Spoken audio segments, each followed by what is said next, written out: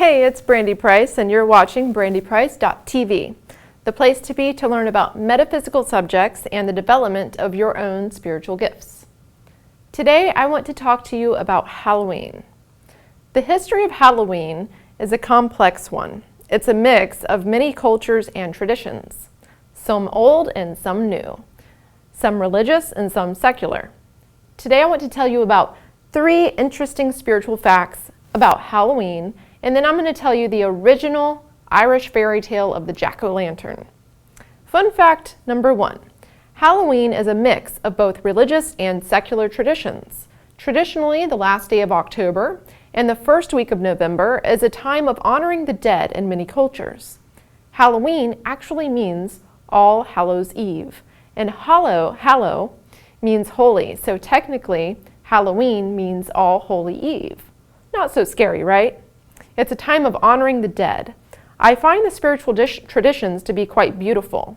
And during this first week of November, the sun is in the sign of Scorpio, which symbolizes death and rebirth, as do the holidays surrounding this time. We have the Catholic traditions of All Saints' Day and All Souls' Day to honor saints and ancestors. We have the Mexican holiday called Day of the Dead to celebrate those that have passed on. We have Samhain, the Celtic Fire Festival. These are all holidays that celebrate those that have passed on. And then we have the secular traditions like harvest celebrations with apples and pumpkins, Guy Fawkes Day, also known as Bonfire Night, which was one of the more violent traditions from Europe, and the traditional masquerade ball, which is one of the traditions that started the whole idea of dressing up. There are others, but anyways, the time of Halloween is considered a time of the thinning of the veil between the dead and the living. A religion of people called spiritualists believe that we can speak to those that have passed on, and this religion became popular through the 1900s. As the religion popularized, the ritual of contacting the dead called the seance became popularized through the 1900s. Halloween is still a time of seance work for many.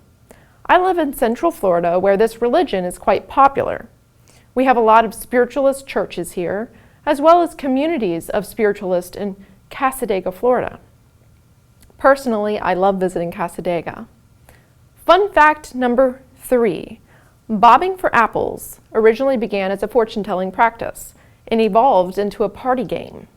Halloween is sometimes called the Witch's New Year. Halloween is a time of divination. Many people like to read the tarot cards, the runes, the tea leaves during this time to see what the next year will bring them. As the sun shifts into the sign of Scorpio, it is a time of cleansing and starting anew. So now for the fun part, the story of Jack. The jack-o'-lantern is a modern twist on a Catholic custom.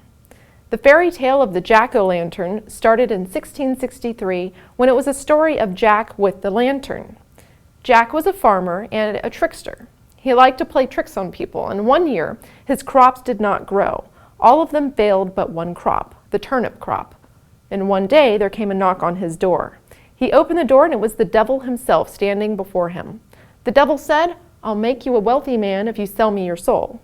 If I know you as well as I think I do, that should be an easy sale." But Jack was no fool, he was clever. So he asked the devil to accompany him on a walk. They walked through Jack's fields and came upon a tall tree. Jack stopped there and said, "Autumn is a pretty time." "Yes, it is," said the devil. "A perfect time to climb a tree," said Jack.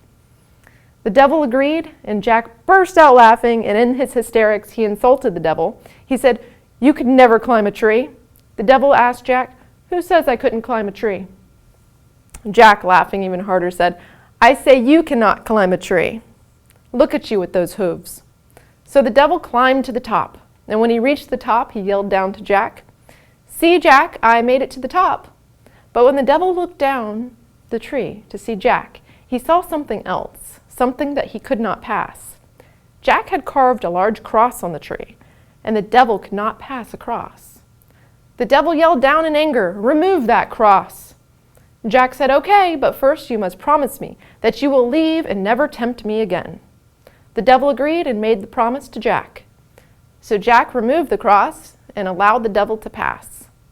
The devil left in defeat. He never crossed his path again. But then one day Jack died.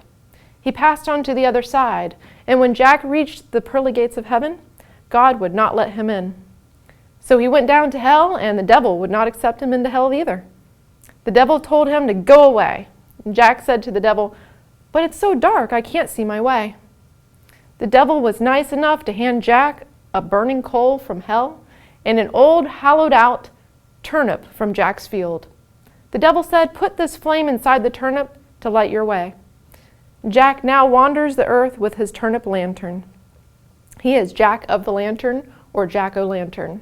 And today we remember Jack and his lantern when we carve out pumpkins and put burning candles inside of them on Halloween. Originally, the turnip lantern was a part of All Souls' Day in Ireland. It was supposed to be a light to guide lost souls to a better place. And when the Irish came to America, the pumpkin was used in place of the turnip, a little bit easier to carve. So in the comments below, tell me what Halloween means to you. Do you practice any rituals honoring the dead? Or perhaps some divination rituals? Or maybe it's more of a fun time for you and your family. I love hearing from spiritual friends. If you like my video, please subscribe, share it with your friends.